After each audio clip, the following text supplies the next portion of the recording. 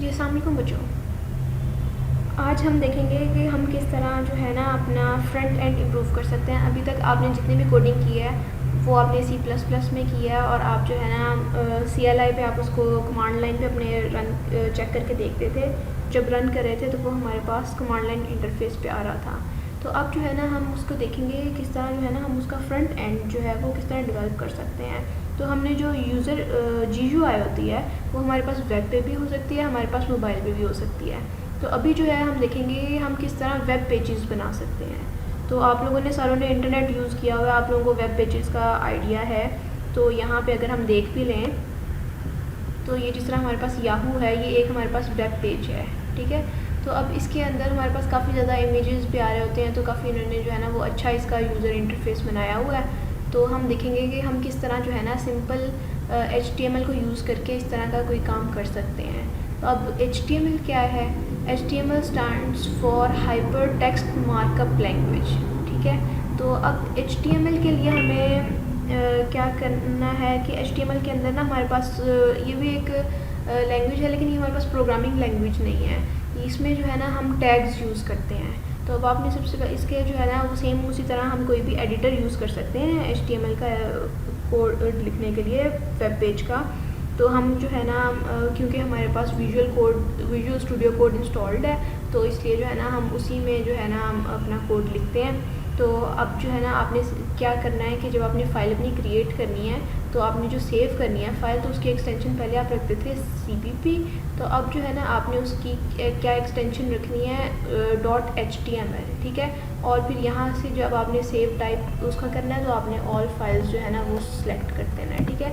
तो मैंने चूँकि पहले की सेव की हुई है, तो अब यहाँ पे हम अगर इसको सेव करते हैं तो हमने जो है ना वो कहता है रिप्लेस करनी है, तो हम इसको रिप्लेस कर देते हैं। तो अब ये जो है ना हमारे पास first.html की एक हमने जो है ना वो फ़ाइल बना ली है। तो अब इसका ये फ़ायदा होगा कि जब हम इसको फ़ाइल को खोलेंगे ना, तो जो हमारा बाय डिफ़ॉल्ट ब्राउज़र है ना, जिस तरह मेरे पास जो है ना मोज़िला फायरफॉक्स है, तो जब भी मैं खोलूँगी ना तो वो इसके अंदर ही हमारे पास पेज खोल के देगा।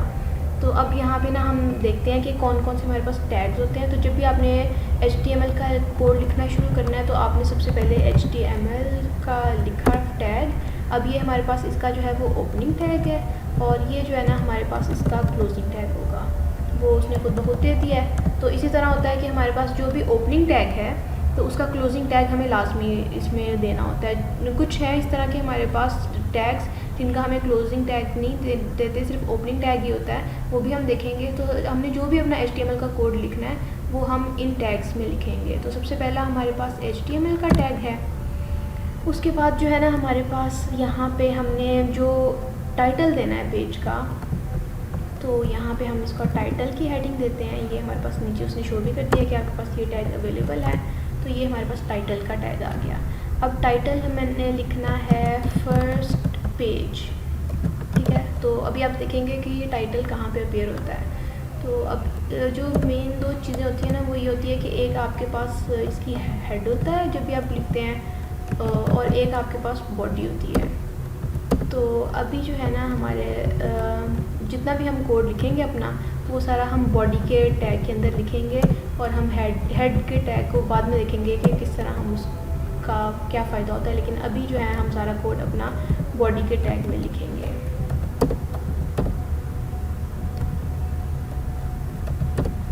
तो अब जो है ना यहाँ पे अगर मैं लिखती हूँ this is my first attempt, ठीक है। तो अब इसको जो है ना हम सेव करते हैं। अब यहाँ पे हम देखते हैं कि अगर मैंने इसको सेव किया है और अगर मैं इसको रन करती हूँ तो ये मेरे पास कहाँ पे कैसे खुलता है। अब ये जो है मैंने फ़ाइल अपनी सेव की हुई है first.html की। अगर मैं इसके ऊपर डबल क्लिक करूँ तो इसने मुझे यहाँ पे फर्स्ट पेज, ये देखें जो मैंने टाइटल लिखा था वो इसने जो है ना वो ऊपर टाइटल बार में उसने हमें टाइटल दे दिया फर्स्ट पेज का। और यहाँ पे जो था ना जिस तरह हमने यहाँ पे लिखा था अभी ये वाला बॉडी के अंदर, उसने लिख दिया this is my first attempt, तो वही चीज़ उसने हमें यहाँ पे शो कर दी है। अब आप देखेंगे कि अगर आपके पास नेट नहीं भी आ रहा ना तो फिर भी ये आपके पास लोकल मशीन पे पेज है, तो इस वजह से ये जो है ना आपका पेज हमेशा खुल जाएगा। तो अब हम डिफरेंट टैग्स देखते हैं कि कौन कौन से हमारे पास अवेलेबल टैग्स हैं जिसके थ्रू हम इसको यूज़ कर सकते हैं। तो सेम उसी तरह जिस तरह हम टेक्स्ट को बोल्ड करना चाहते हैं, टेक्स्ट को इटैलिक करना चाहते हैं, तो ये सारा काम हम यहाँ पे कर सकते हैं। अब लेट्स सपोज हम जो है सबसे पहले जो है ना बोल्ड करना चाहते हैं अपने टेक्स्ट को, तो वो हमारे पास बी का टैग है। तो सेम उसी तरह जिस तरह हमारे पास एक ओपनिंग टैग है और उसके बाद हमारे पास जो है ना वो एक क्लोजिंग टैग होगा। अब ये स्टार्टिंग पे हमने ओपनिंग टैग लगा दिया इसके, और यहाँ पे हमने इसका क्लोजिंग टैग लगा दिया, ठीक है। तो अब यहाँ पे अगर हम इसको सेव करें और अगर हम यहाँ पे देखें इसको रिफ़्रेश करके, तो ये उसने जो है हमारे टेक्स्ट को बोल्ड करके दे दिया है, ठीक है। तो सेम इसी तरह जो है ना हम आगे अगर हमने बोल्ड किया है तो इसी तरह हम इसको इटैलिक भी कर सकते हैं। इटैलिक में हम क्या करना चाहते हैं, यहाँ पे हमारे पास आई का टैग होता है ये, और यहाँ पे जो है ना हमने उसका क्लोजिंग टैग भी आई का डाल दिया। तो अगर हम इसको सेव करें और फिर यहाँ पे जाके इसको फ्रेश करें, तो ये अब आप देखेंगे बोल्ड की जगह पे ये हमारे पास जो है ना इटैलिक में आ गया टेक्स्ट, ठीक है। तो इसी तरह हम जो है ना हम बोल्ड भी कर सकते हैं, इटैलिक भी कर सकते हैं। उसके अलावा अगर आप देखें तो हम जो है ना वो दोनों टैग्स को इकट्ठा भी यूज़ कर सकते हैं। मतलब कि हमने अगर किसी टेक्स्ट को बोल्ड भी करना है, उसको इटैलिक भी करना है, तो हम यहाँ पे हमने बोल्ड का टैग अगर लगाया है तो उसका क्लोजिंग टैग भी हम यहाँ पे उसने हमें साथ ही दे दिया है। तो हम इसको कंट्रोल एक्स करके पहले यहाँ पे हम इसका क्लोजिंग टैग यहाँ पे लगा देते हैं। तो अब हम देखें कि पहले जो है ना हम उसको इटैलिक कर रहे हैं और बोल्ड भी कर रहे हैं। तो अगर ये चीज़ दोनों हम ट्राई करें यहाँ पे, तो इसको रिफ़्रेश करें, तो ये दोनों काम जो है ना वो हमारे पास इटैलिक भी हो गया और वो बोल्ड भी हो गया, ठीक है। तो इसके बाद अलग एक और जो टैग होता है हमारे पास वो ये होता है कि हम इसको पैराग्राफ की शेप में लिखना चाहते हैं। तो हम यहाँ पे जो है ना वो हमारे पास पी का टैग होता है पैराग्राफ का, और ये जो है ना हमारे पास क्लोजिंग पैराग्राफ का टैग आ गया। तो हम यही चीज़ जो है ना वो यहाँ पे पैराग्राफ में भी लिख सकते हैं। अभी एक और चीज़ है, यहाँ पे अगर हम इसको एंटर दें और यहाँ पे हम लिखें दिस इज़ सेकेंड लाइन, तो अब हम यहाँ पे देखते हैं कि वो हमारे पास इसको किस तरह शो करता है। अभी हम यहाँ पे पैराग्राफ का भी इसको बाद में ट्राई करते हैं। तो अभी हम सिर्फ इसको ये देखना चाह रहे हैं कि वो हमारे पास नेक्स्ट लाइन में शो करता है कि नहीं करता। तो ये देखिए वहाँ पे हमने एंटर भी प्रेस किया है, लेकिन उसने जो था वो हमें सारा का सारा एक ही लाइन में दे दिया है। यहाँ पे ऑल्दो हमने उसको जो था ना यहाँ पे एंटर करके नेक्स्ट लाइन में लिखा था, तो लेकिन उसने जो है ना वो हमारा as it is same line में लिख दिया है। तो इसलिए यहाँ पे ना हमारे पास एक होता है ब्रेक लाइन का टैग, ठीक है। तो वो हमारे पास होता है BR। तो अब जब हम BR का टैग यूज़ करते हैं तो वो हमारे पास लाइन को ब्रेक कर देता है। जिस तरह हमारे पास C++ में एंड लाइन था, इस तरह यहाँ पे हमारे पास BR है, वो हमारे पास नेक्स्ट लाइन में हम शिफ्ट कर देगा। तो अब अगर हम यहाँ पे इसको रन करके देखें तो अब यहाँ पे उसने जो है ना वो हमें नेक्स्ट लाइन पे ले गया है। तो ये डिफरेंट टैग्स हैं, इनको हम यूज़ कर सकते हैं। अब आप यहाँ पे जो है ना हम उसका पैराग्राफ का टैग देखते हैं। तो यहाँ पे अगर हम P का पैराग्राफ में कुछ टेक्स्ट लिखना चाहते हैं, तो अगर हम यहाँ पे लिखें ये वाला, और ये हम इसको पेस्ट कर देंगे, this is my first attempt to write a paragraph on a web page, ठीक है। तो अब ये जो है ना हमने बोल्ड और इटैलिक को इधर से ख़त्म कर दिया, और यहाँ पे हम इधर एंटर करके लिखते हैं hopefully I will learn a lot of new things here.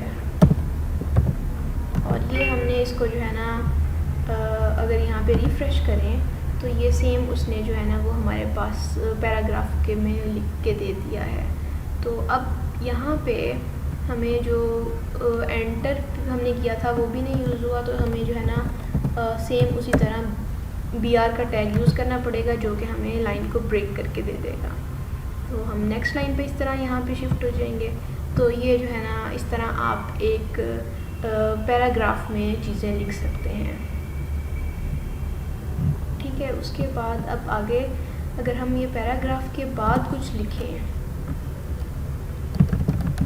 Separate line after the paragraph.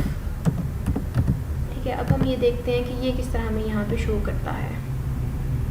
तो अब आप ये देखें कि जब हमने यहाँ पे कोई ब्रेक का टैग नहीं यूज़ किया, ठीक है, यहाँ पे देखें आप इसमें, तो ये लेकिन ये है कि इस पैराग्राफ की वजह से पैराग्राफ जो है अब ये दो काम करता है। एक तो ये कि उसने जो है वो टेक्स्ट को हमारा कंबाइन कर दिया, अब उसके बाद सेपरेटली उसने एक BR का टैग भी अपना यूज़ किया है, और जो ये हमारे पास चीज़ आई है वो हमारे पास उसने नेक्स्ट लाइन में दे दी है, हालांकि हमने यहाँ पे ब्रेक लाइन नहीं यूज़ की थी।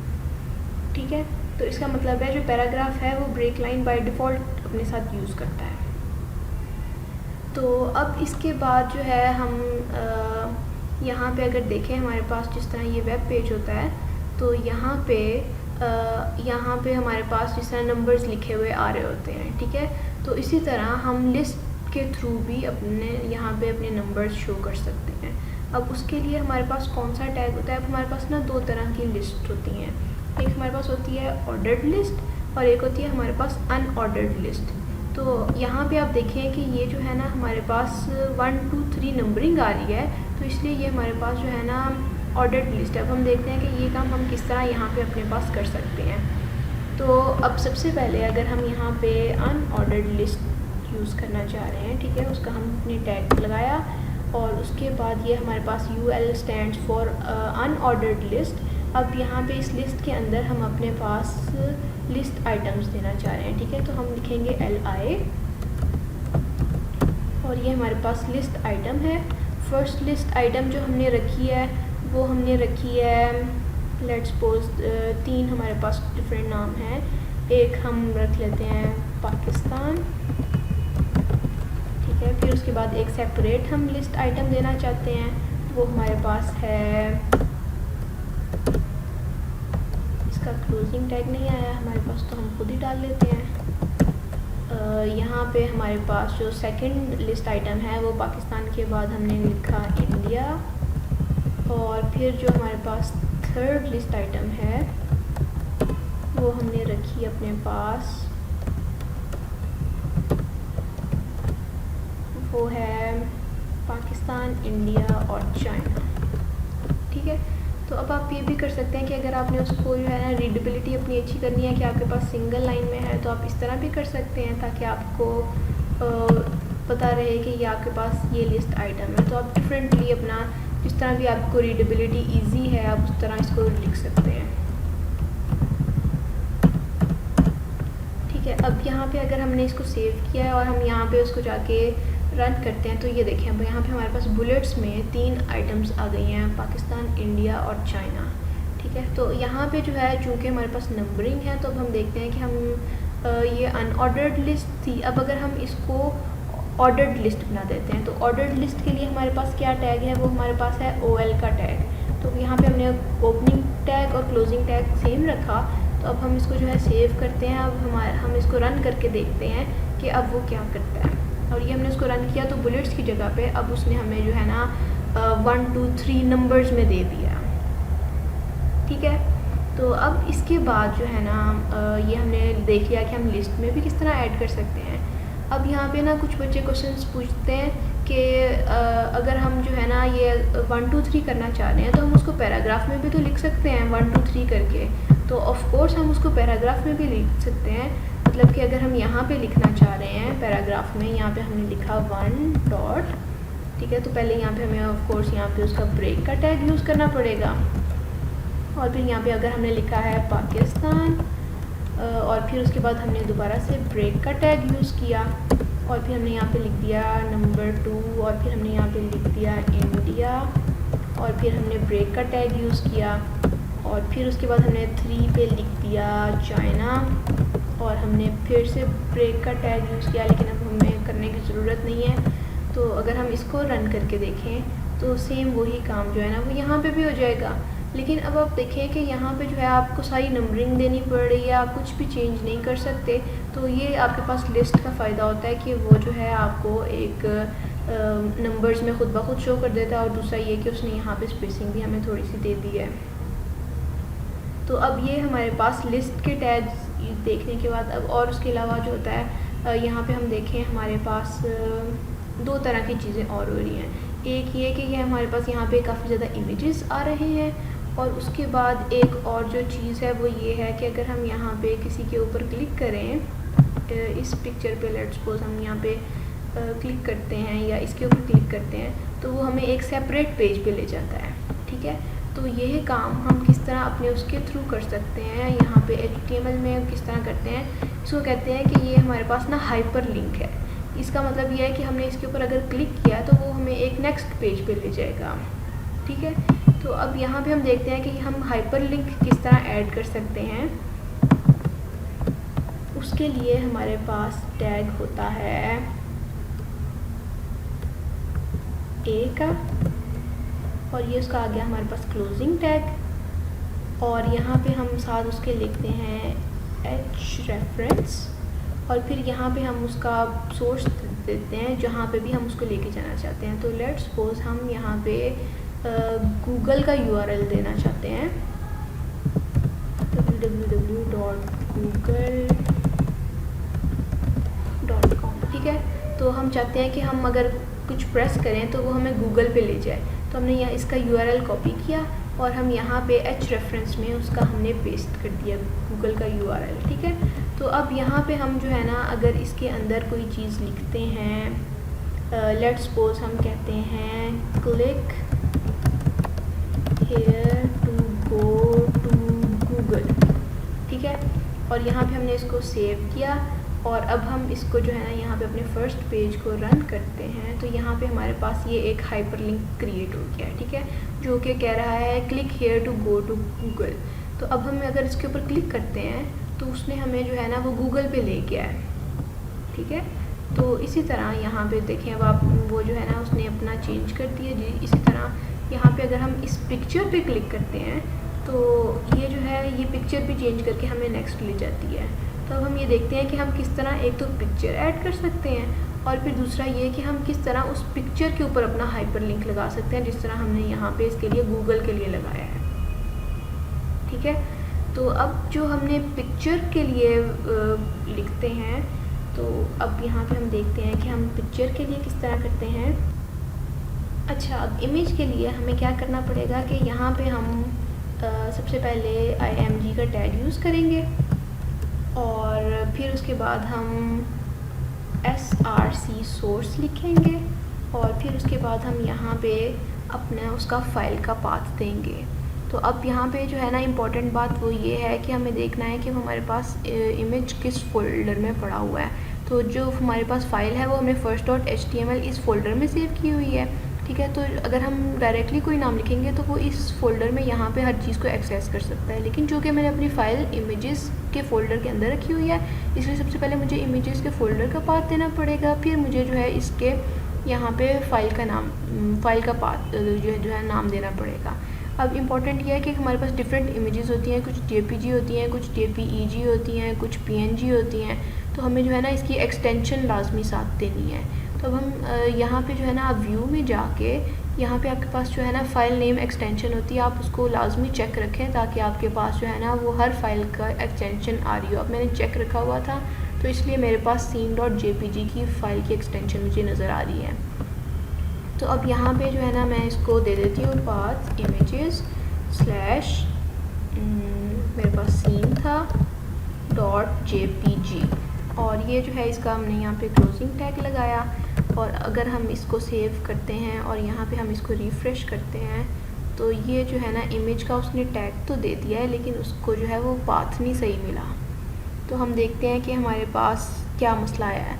मसला हमारे पास ये आया कि यहाँ पे मैंने इमेज लिखा था और यहाँ पे जो था वो हमारे पास इमेजेस था।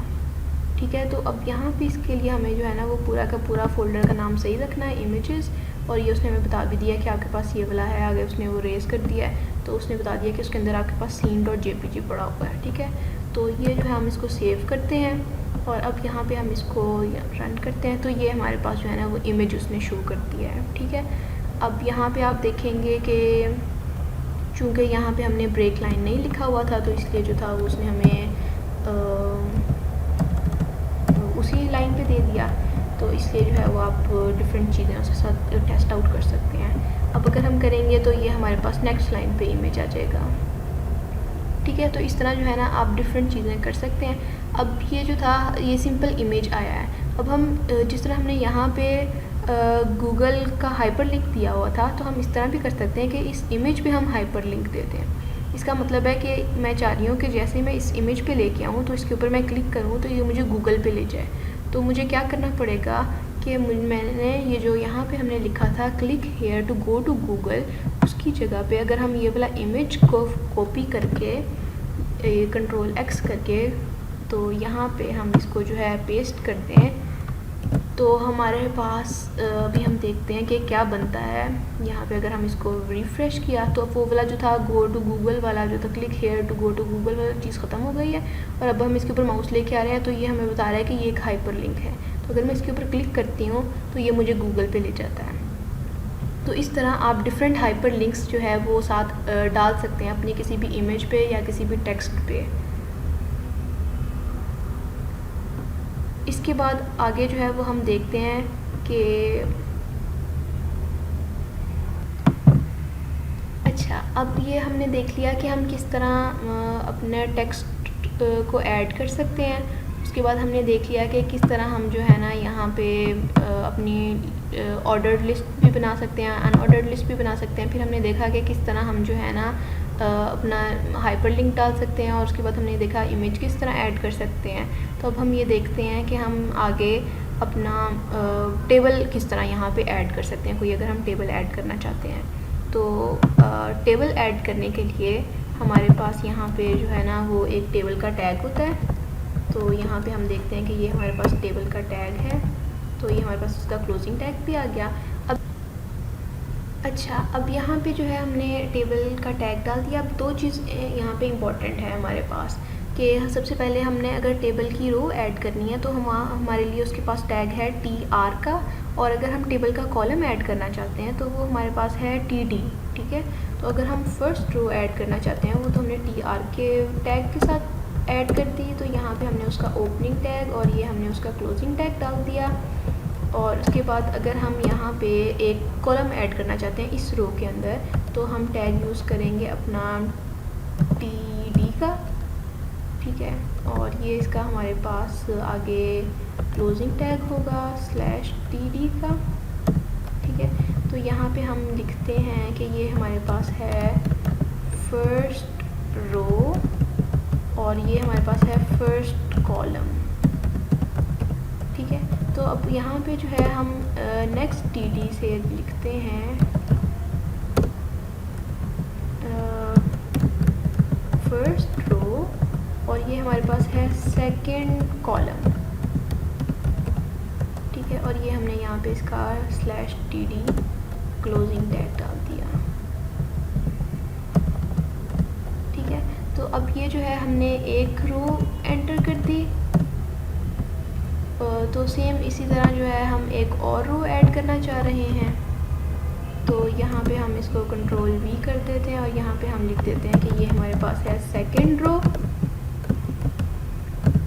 और ये हमारे पास है सेकंड रो का फर्स्ट कॉलम और ये है सेकंड रो का सेकंड कॉलम। अब यहाँ पे हम इसको सेव करके यहाँ पे रिफ़्रेश करते हैं तो ये देखें कि उसने जो है ना वो हमारे पास फर्स्ट रो फर्स्ट कॉलम बता दिया और ये फर्स्ट रो सेकंड कॉलम, और इस तरह ये हमारे पास एक टेबल की फॉर्म में रिप्रेजेंट हो गया है। अब चूँकि हमने यहाँ पे जो था टेबल का कोई बॉर्डर नहीं बताया था तो हम इस तरह यहाँ पे इसका टेबल का बॉर्डर भी बता सकते हैं और उसका अगर हम बताएं कितना नंबर होगा, अगर हम यहाँ पे लिखते हैं 1 तो अब हम यहाँ पे देखते हैं कि वो हमारे पास किस तरह इसका बॉर्डर ऐड करता है। तो ये देखें अब उसने जो है ना वो 1 का बॉर्डर ऐड कर दिया है। तो अगर हम यहाँ पे जो है 2 का बॉर्डर ऐड करना चाहें तो अगर हमने यहाँ पे 2 लिख दिया है तो इस तरह हम 2 का बॉर्डर भी ऐड कर सकते हैं। यहाँ पे हम इसको रिफ़्रेश कर लेते हैं तो हमारे पास बॉर्डर का जो है ना वो बड़ा हो गया है साइज़।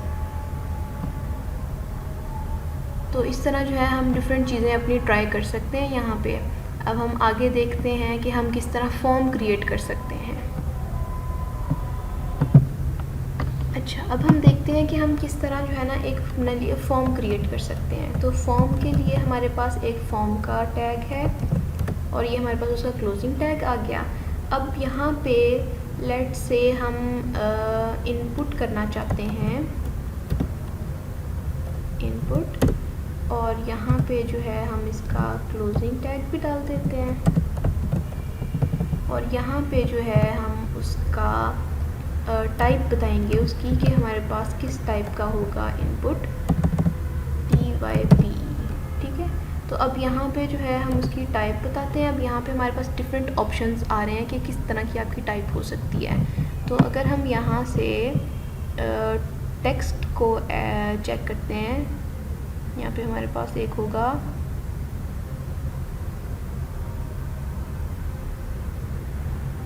ये टेक्स्ट का है हमारे पास। तो यहाँ से अगर हम इसको टेक्स्ट को सिलेक्ट करते हैं तो हम ये देखते हैं कि हमारे पास किस तरह की इनपुट आती है फॉर्म के अंदर। तो हमने जब भी यूज़र से कुछ चीज़ लेनी होती है, हम यूज़र से उसका नाम पूछते हैं, उसका पासवर्ड पूछते हैं। तो इस तरह की जो भी चीज़ हमने यूज़र से इनपुट लेनी होती है तो वो हम फॉर्म के थ्रू लेते हैं। अब ये देखें कि यहाँ पे जो है ना वो हमारे पास एक टेक्स्ट का ऑप्शन आ गया। हम यहाँ पे कुछ भी टेक्स्ट एंटर कर सकते हैं, ठीक है। मैंने अपना नाम एंटर कर दिया या कुछ भी आप इस तरह की चीज़ एंटर कर सकते हैं। तो यूज़र से जब भी आपने इनपुट लेनी होगी तो वो आप फॉर्म में लेंगे और फॉर्म के अंदर यहाँ पे आप जो है वो इनपुट के अंदर टाइप डिफरेंट तरह की टाइप्स ले सकते हैं। अब हम देखते हैं यहाँ पे अगर मैं लिख देती हूँ योर नेम, ठीक है, और यहाँ पे अब हम देखते हैं कि ये किस तरह का आएगा। यहाँ पे हम इसको रिफ़्रेश करते हैं तो यहाँ पे उसने कह दिया योर नेम और साथ यहाँ पे आप नाम उसका ले सकते हैं। अब उसके बाद आगे अगर हम यहाँ पे br का टैग यूज़ करें और फिर उसके बाद हम यहाँ पे कहें योर पासवर्ड, ठीक है, और यहाँ पे हम उससे इनपुट लें, टाइप उसकी किस तरह की हो वो हमारे पास हम यहाँ पे लिखते हैं पासवर्ड, ठीक है। तो अब हमारे पास पासवर्ड टाइप क्या हमने उससे यूज़र से इनपुट लिया है और ये हमारे पास इसका क्लोजिंग टैग, ये हमने इसको क्लोज़ कर दिया इसको। और अब यहाँ पे अगर हम इसको देखते हैं, अब यहाँ पे देखें आप कि जो हमारे पास br का टैग था इसका हमारे पास कोई क्लोजिंग टैग नहीं होता। तो इसी तरह हमने ये जो इनपुट है ये भी हमने उसके अंदर ली हुई है एक टैग के अंदर और यहाँ पे एंड पे हमने उसको बंद किया हुआ है। तो इस तरह आपके पास डिफरेंट है। ये आपको जो है वो वेब पे आपको जो है ना इजीली W3 स्कूल पे अगर आप जाएं तो वहाँ पे जो है ना आपको एक पूरी लिस्ट है, हर तरह से आप जो है ना वो देख सकते हैं कि कौन से टैग्स आपके पास किस तरह यूज़ होते हैं। तो ये बस आप गो थ्रू करेंगे तो आपको फिर आहिस्ता आहिस्ता जो है ना ये फिंगर टिप्स पे आ जाएंगे कि किस तरह आप जो है ना इनको यूज़ कर सकते हैं। तो अब यहाँ पे अगर हम इसको रिफ़्रेश करते हैं तो यहाँ पे योर पासवर्ड आ गया है। तो अगर अब यहाँ पे मैं कुछ एंटर करती हूँ तो ये देखें कि अब वो नंबर्स हमारे पास शो नहीं कर रहा, वो बुलेट्स की फॉर्म में शो कर रहा है कि वो यूज़र को नहीं दिखा रहा, ठीक है। उसके बाद आगे जो है हम देखते हैं कि और हमारे पास किस तरह की हम इनपुट ले सकते हैं। उसके बाद इसके अलावा हमारे पास होता है रेडियो बटन्स होते हैं, हमारे पास चेक बटन्स होते हैं। तो वो हम देखते हैं कि वो वाले इनपुट हम कैसे ले सकते हैं। तो ये इनपुट आ गई, उसने टाइप हमें दी, तो यहाँ पे हम टाइप जो है ना वो रेडियो बटन जो है वो करना चाहते हैं। तो यहाँ पे हम देखते हैं कि हमारे पास कौन सा है, ये रेडियो का ऑप्शन है, ठीक है। तो अब यहाँ पे हमने रेडियो का डाला बटन, ठीक है। अब यहाँ पे हमें उसका नाम भी बताना पड़ेगा कि उस बटन के ऊपर क्या नाम आ रहा हो। और यहाँ पे हम डिफरेंट उसका भी बता सकते हैं, ये आपको आगे जो है ना वो उसको फर्दर यूज़ करने में हेल्प होगी। तो लेट्स से कि हमने यहाँ पे जो है ना इसका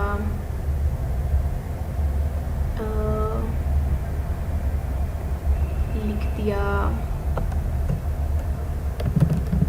जेंडर, ठीक है।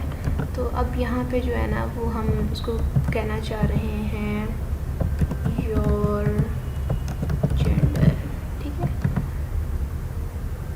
तो अब यहाँ पे हम इसको अगर रन करें तो यहाँ पे उसने जो है ना वो एक रेडियो बटन दे दिया जिसको हम चेक कर सकते हैं, ठीक है।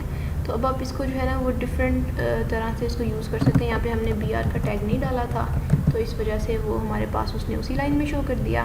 तो अब यहाँ पे जो है ना आप उसके आगे लिख सकते हैं मेल, ठीक है। फिर उसके आगे जो है ना वो हम यहाँ पे BR का टैग यूज़ कर सकते हैं और फिर हम उसका लिखते हैं, दोबारा से इनपुट लें और हम यहाँ पे उसकी टाइप मेंशन करें और टाइप हमारे पास है रेडियो और फिर हम उसका नाम मेंशन करें। ये हमारे पास डिफरेंट एट्रीब्यूट्स हैं टैग्स के जो कि हम यूज़ कर सकते हैं। जिस तरह हमने ऊपर सोर्स यूज़ किया है उसके लिए, इमेज के लिए यहाँ पे, और इस तरह यहाँ पे हमने H रेफरेंस जो है वो हाइपरलिंक के लिए यूज़ किया है। तो इस तरह जो है ना हमारे पास इसके हर टैग के अंदर डिफरेंट एट्रीब्यूट्स होते हैं जो कि हम यूज़ कर सकते हैं। तो अब यहाँ पे जो है हम यहाँ पे लिख देते हैं फीमेल। तो अब उसने जो भी चेक करना होगा वो चेक कर सकता है। अब यहाँ पे हम इसको रिफ़्रेश करते हैं तो यहाँ पे अब आपके पास आ गया है कि वो जो जेंडर है आपका वो मेल हो सकता है या फीमेल हो सकता है। अब आप देखें कि आप एट अ टाइम सिर्फ एक को सिलेक्ट कर सकते हैं, आप दोनों को सिलेक्ट नहीं कर सकते। तो इसी तरह आप रेडियो की जगह पे इसको आप डिफरेंट टैग भी रख सकते हैं। तो हम यहाँ पे देखते हैं कि और हमारे पास कौन से अवेलेबल टैग्स हैं। यहाँ पे रेडियो है, उसके अलावा हमारे पास और कौन से में हम ले सकते हैं, हम चेक बॉक्स में भी ले सकते हैं, ठीक है। तो अगर हम यहाँ पे देखें कि उसकी जगह पे हम चेक बॉक्स कर दें और यहाँ पे भी हम उसको चेक बॉक्स कर दें और यहाँ पे हम जो है वो यहाँ पे हम अलग से एक और दफ़ा BR का टैग यूज़ कर लें या हम उसका चलें ऐसे ही रहने दें। तो यहाँ पे इसको हम यहाँ पे रिफ़्रेश करते हैं तो अब ये देखें कि वो हमारे पास रेडियो बटन की जगह पे चेक बॉक्स आ गया है। तो अब हम टिक कर सकते हैं। अब हम यहाँ पे इसमें मोर देन वन को चेक बॉक्स में हम टिक कर सकते होते हैं। तो रेडियो बटन में अब आप देखेंगे कि आप सिर्फ एक को चेक कर सकते हैं और जो आपके पास ये चेक बॉक्स है इसमें आप मोर देन वन को कर सकते हैं और जो आपके पास रेडियो बटन है उसमें आप सिर्फ एक को चेक कर सकते हैं, ठीक है। अब इसके अलावा हमारे पास और क्या होता है इसके अंदर,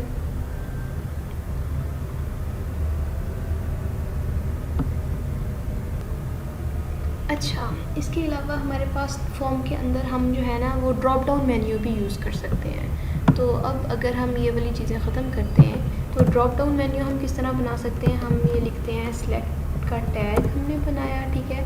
उसके अंदर उसने आपसे पूछा कि आपके पास नाम क्या है और उसका ID क्या है।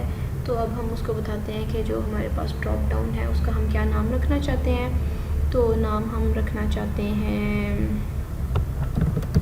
जिस तरह हमने रखा है कि एक में मेल आए।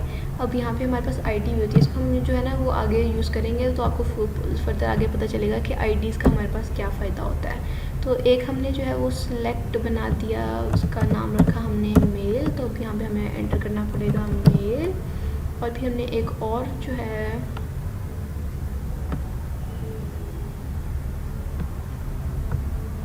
बल्कि नहीं,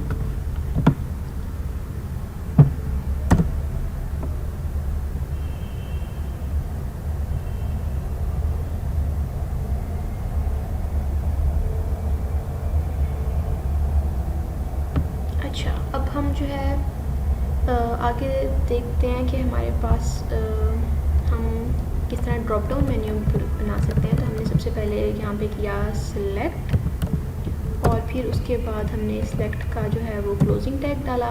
अब इसके अंदर हम डिफरेंट ऑप्शंस दे सकते हैं। अब हमने दो ऑप्शंस देने थे, एक हमने देना था मेल का और एक हमने देना था फीमेल का। तो अब यहाँ पे हम जो है वो उसका ऑप्शन का टैग यूज़ करते हैं। तो इसके अंदर हम लिख देते हैं यहाँ पे मेल और एक और हम ऑप्शन का टैग यूज़ करते हैं और यहाँ पे हम लिख देते हैं फीमेल, ठीक है। तो अब यहाँ पे हम इसको रन करके देखते हैं तो ये हमारे पास ये ड्रॉप डाउन का हमारे पास मेन्यू आ गया। तो हम इसमें से मेल या फीमेल कुछ भी सिलेक्ट कर सकते हैं, ठीक है।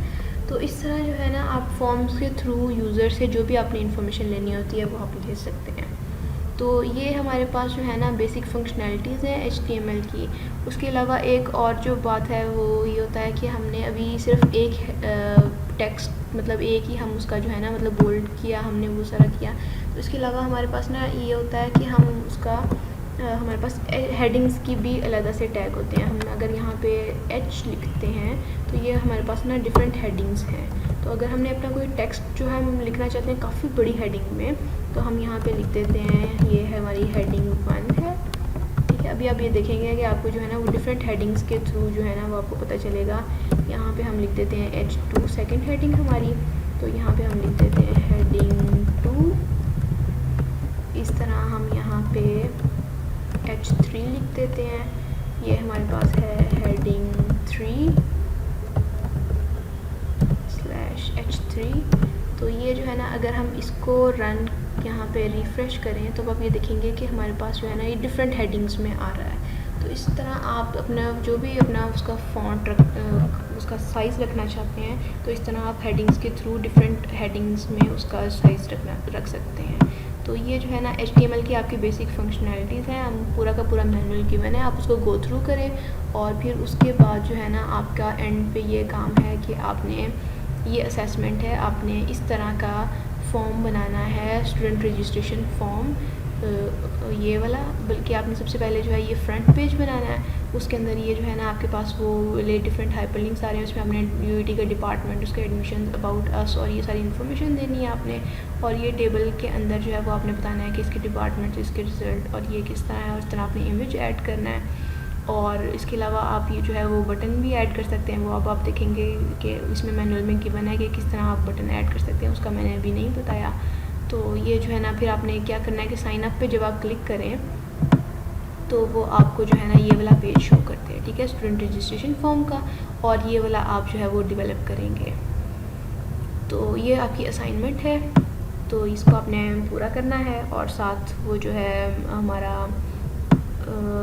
पहले वाली जो असाइनमेंट है, हमने देखा है कि किस तरह हम उसको अपनी क्विज़ गेम को फाइल हैंडलिंग के थ्रू एक्सटेंड कर सकते हैं। तो वो वाला एक काम है और एक ये काम है। तो होपफुली अब हम अपनी जो क्विज़ गेम है इसको जो है हम उसका फ्रंट एंड यहाँ पे वेब पे किस तरह हम लेके आएंगे, तो ये उसके लिए हमारे पास इनिशियल स्टेजेस हैं। अभी हम देखेंगे कि अभी हमने सिर्फ इसको किस तरह हमने फ्रंट पेज डेवलप किया। अब हम नेक्स्ट टाइम हम देखेंगे किस तरह हम उसमें जो है वो कलर्स ऐड कर सकते हैं और उसमें किस तरह इम्प्रूवमेंट लेके आ सकते हैं। उसके लिए हमें CSS देखना पड़ेगा। तो इस तरह हम फर्दर स्टेप बाय स्टेप आगे जो है वो अपने वेब फ्रंट पेज को इम्प्रूव करते जाएंगे।